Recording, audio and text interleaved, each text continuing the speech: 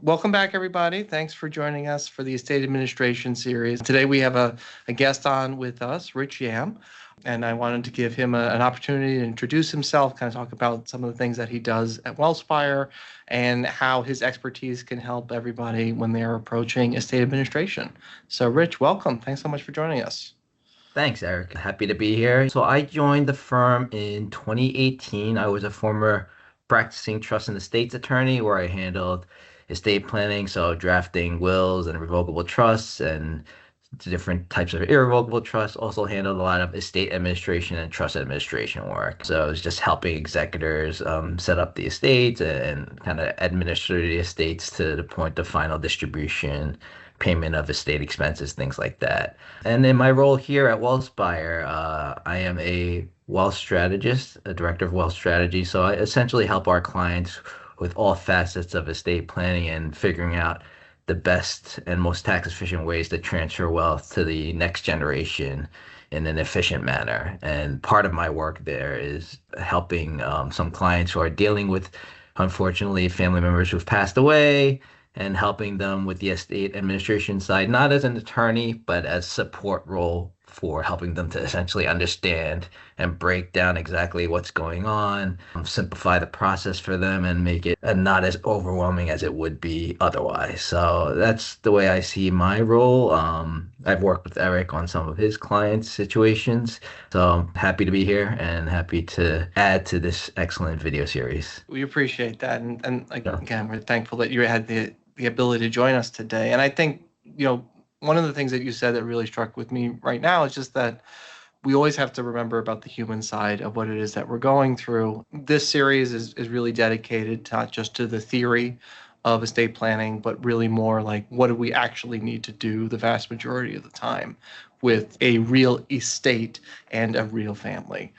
Let's kind of jump into it a little bit. I Yeah. mean, I think one of the great first things that we want to talk about is kind of when it comes to taxes, kind of, I think a lot of people don't necessarily understand the different hats that an executor could potentially be wearing if there's a requirement if for estate filing versus a federal filing, what the difference is between estate tax for an estate versus income tax for an estate, and Yeah. kind of why it's important to understand how all those different pieces kind of fit together and maybe some of the ways that that can get off the rails a little bit.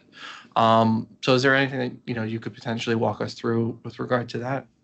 Yeah, for sure. So let's just get to the basic here. An estate tax return is not an income tax return. An estate tax return is basically you asserting what the value of the estate is at the date of death of the decedent. And depending on what the value of the estate is at that time, you might owe a federal estate tax, depending on where the decedent lived, or if the decedent had assets in certain states that have their own estate tax, you might owe an estate tax. And when I say you, I of course mean the estate owes the estate tax. So that's what an estate tax return is. It's just basically a fixed snapshot of what the value of the estate is at the time of the decedent's date of death. Whereas an income tax, the estate's income tax filing is like any other taxpayer's income tax filing, assuming the estate needs to be administered for over a year, over a couple of years, as some estates need to, just because of certain complexities, certain other situations which require the estate to be administered for over a period of time. Each year, the estate is still being administered because it might be invested and managed to earn interest and dividends and things like that. That type of income needs to be reported on an estate's income tax return, and that's typically a Form 1041, whereas for individuals, it's an IRS Form 1040. For estates, it's an IRS Form 1041. So that's really the main difference between sometimes people accidentally and mistakenly interchange those two returns, but they are not the same. And it's important for executors to understand that there's obviously different filing deadlines and payment deadlines all have different due dates. So just having an organization in your head when you're an executor and figuring out, all right, these are the due dates for these different types of filings so that you don't miss any of those due dates is pretty important. Yeah, no, and I think you kind of just touched on that because one of my follow-up questions would be like, what's something that you typically see as maybe a misstep that executors take early on in the administration of a state that can really snowball later? And listening to what you said, it seems like missing those deadlines might be one of those things. Yeah, exactly. Because we all have to remember, as executors, we owe a duty to the estate's beneficiaries, right? To preserve the assets so that there's as much there remaining to be distributed out at the end of the day after the estate has been fully administered and all expenses have been paid. And if an executor misses a deadline or misses a payment date and there's interest and penalties because of that missed deadline, we're obviously, as executors, violating our duty to those estate beneficiaries. So it's really important to make sure all of the tax compliance is being met, and making sure that we're super organized with that stuff. For sure. Yeah. The federal estate exemption amount is pretty high, right? I mean, in 2026, it's going to be 15 million per person. So a married couple, $30 million of exemption. But a lot of other states like New York or Massachusetts, they have a much lower threshold exemption where you'd hit a taxable estate much sooner than you would at the federal level. And I feel like sometimes we talk about, and we talk with executors about the strategic reasons for filing a federal estate tax return, even if there isn't a federal estate tax due, Right. kind of creating a record and things like that. So, I mean, thinking through some of those topics and ideas, what are some traps that you've seen in the past, and specifically for executors in states like that have an estate tax, when they fall into when they're only focusing on the federal side of the tax equation? Yeah, like you mentioned, Eric, because states have their own exemption levels as to when they get to charge an estate tax, you might be thinking, oh, let's say my uncle only had a $10 million estate. Someone told me the federal exemption is $15 million. I'm good. I know he doesn't have a federally taxable estate, so I don't have to file any type of estate tax return. But because, for instance, New York currently it's around $7 million for that $10 million estate that I was just talking about, there wouldn't be a federal estate tax due because we are under the $15 million federal exemption, but there would be a New York State estate tax due because the $10 million estate it was more than the $7 million New York State estate exemption. So just remembering that there's a state estate, and depending on where your decedent lives, if that state has their own estate tax, you might have to pay and file an estate tax return. Currently, there's 13 states that have their own estate tax, so it's not a huge number, but it is enough where you should just make sure. And we also have to remember, by the way, certain clients, let's say they live in Florida, which does not have a state estate tax, but they might own property in Massachusetts or property in New York. They might owe, depending on how much property they own, let's say real properties in those states, they might owe state estate taxes in those states, even though the decedent didn't live in those states as their primary residence. So just all that stuff needs to be taken into account and make sure that you speak to an obviously a qualified estate administration attorney to understand all the different liabilities estate tax wise federally and in the different states that the decedent may have owned property in. Yeah, exactly. And I think that's a really good reason why it's important to talk through these issues with a team of experts and to really come in and say like who's doing what and who's responsible for making sure that we're Excuse me. taking care of everything. Yeah, of course. And I mean, oftentimes, especially when maybe when you were practicing or just currently now in your role, do you often talk about filing a federal estate tax return, even if it's not needed, if you're already doing a estate tax turn or return, or kind of like what's the strategy behind that sometimes? Yeah, so I think for us, we do typically recommend it, particularly to your point, Eric, if there's a state estate tax return that needs to be filed anyway. Typically, the state estate tax return is based on the completion of a federal estate tax return, which basically acts as the template for the state estate tax return anyway. So if we're doing that work, or the attorney or CPA is doing that work anyway, it makes sense to us to file the federal estate tax return too, even though it's not mandatory or not required, because it allows you to basically set a record with the IRS as to what the value of the asset is at date of death and set up the stepped up basis, the amount that value, when you sell that asset in the future, Hmm. the capital gain is going to be based on the purchase price or the sale price that you're selling it for and the basis. And when a person dies and you inherit property from an estate, you get what's called stepped up basis to the Mm. fair market value of that property at the decedent's date of death. So you can understand that that way might wipe out a lot of the gain, which in turn reduces the future capital gains tax you might have to pay on that future sale. So to assert that and get a record with the IRS so that we start the statute of limitations with the IRS, we typically encourage filing of that federal estate tax return to get that stepped up basis in the IRS's eyes, so that when we sell that asset 10 years down the line, 15 years down the line, we can say, look, we're not selling it with the basis at $50 per share. We're selling it with the basis at $150 a share, thereby reducing our capital gains tax liability. So that's a pretty important benefit, and it might be hard to see immediately, but 10 years down the line, when you're selling that asset, you're going to be very thankful that you made that filing. Right. And I think, Um, unfortunately, this is sometimes where I see people be a little penny wise but pound foolish in that they don't want to pay the attorney or the CPA to file a federal estate tax return, especially because they're saying, there's no liability here. Why do we need to do this?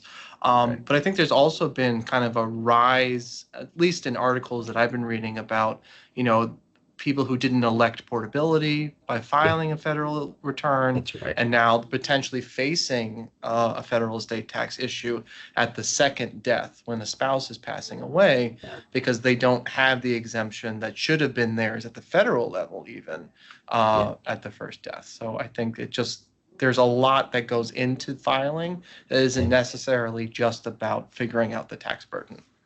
Yeah, that's a great point, Eric. So for instance, let's just take a step back. We told you that you have these exemptions that you're allowed, that you can use to pass wealth to the next generation. But if you leave everything to your spouse, you're not using any of that exemption. And to Eric's point, if you're not using any of that exemption and you don't file a federal estate tax return, that unused exemption just goes away. It gets wasted. But if you file the estate tax return and make an election to essentially preserve the unused exemption, the surviving spouse gets to use that unused exemption on top of the her own estate exemption. So, for instance, if I have a $20 million estate and I leave everything to my spouse, so I've not used any of my $15 million federal exemption. So I have $15 million of unused exemption because I left everything to my spouse. And now when my spouse passes away, let's say next year, she has currently this year it's $14 million. She has the $14 million plus her own exemption. Let's say it's also $14 million or $15 million. She basically has $28 million, $29 million, depending on when she passes away, of exemption now to shield against estate tax at her later passing. So it's really important. That's a huge benefit. And even though some of us might think, my estate's nowhere near that amount, I don't even need to worry about that. Remember, the law can always change and the exemptions can always go back down. So you want to make sure you're preserving as much exemption as possible, and the only way to do that is really with the filing of a federal estate tax return when there's a married couple and the first spouse dies first.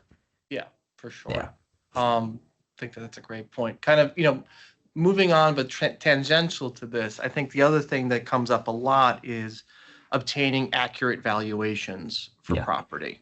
And it feeds into the preparation of the estate tax returns because obviously you're going to need to know what the value is in the estate.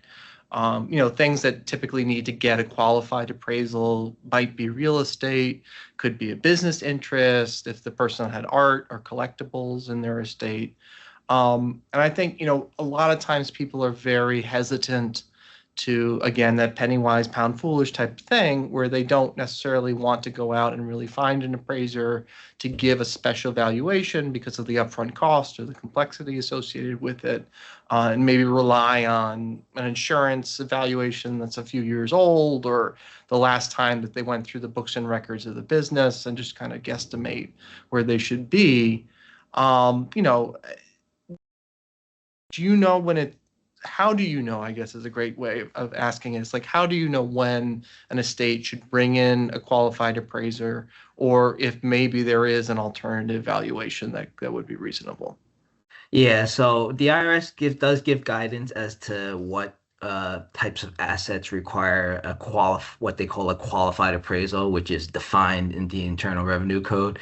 And it's going to be things that are essentially, like you mentioned, hard to value with no readily available marketplace. Things like art, closely held family businesses, collectibles, things of that nature. So I always kind of just tell clients, look, if you can't Google within 5 minutes and figure out what an asset is valued at, you probably need to get a qualified appraisal. That's my general rule of thumb, quite frankly. But and just to be clear, a qualified appraisal has to be done by somebody who does these appraisals regularly. It can't just be like just somebody who just knows a lot about art or something like that, but has never actually done appraisals and been paid for that as part of their career or work or business.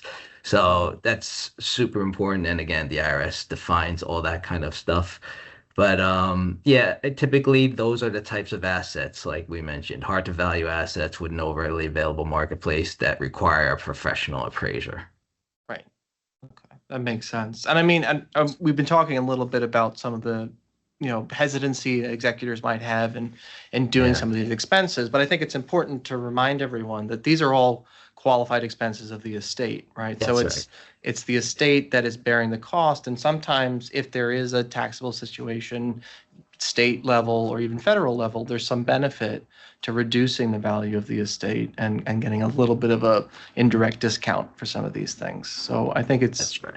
it's just important to have a framework and a mindset that maybe is a little bit different in these situations.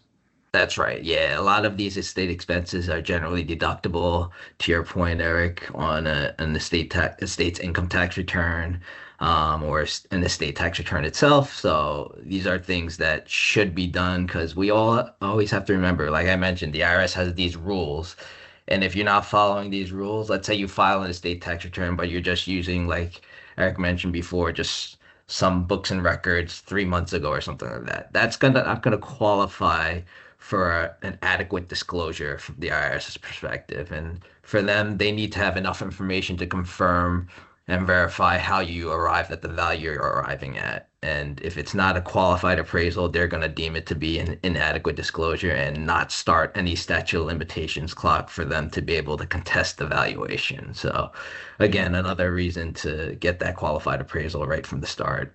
Yeah, and to tie it back to what you said earlier, I mean, if the main reason you're filing that return is to solidify your cost basis step up argument, you could be completely, wasting Exactly. that type of protection. So Exactly. makes sense to do these things right from the beginning, I think is what we're both saying. Yeah. So obviously, there is no one person that can do all of this on their own. I think a big part of this series is talking about the team that needs to be built when you're going through an estate administration process, the attorney, the CPA, the financial advisor, how everyone can kind of play a role in what's happening. And I would really love to get your perspective, thinking about the time when you were practicing and then now when you're working with outside counsel and things like that, just, what your ideal team looks like when you're going through an estate administration process.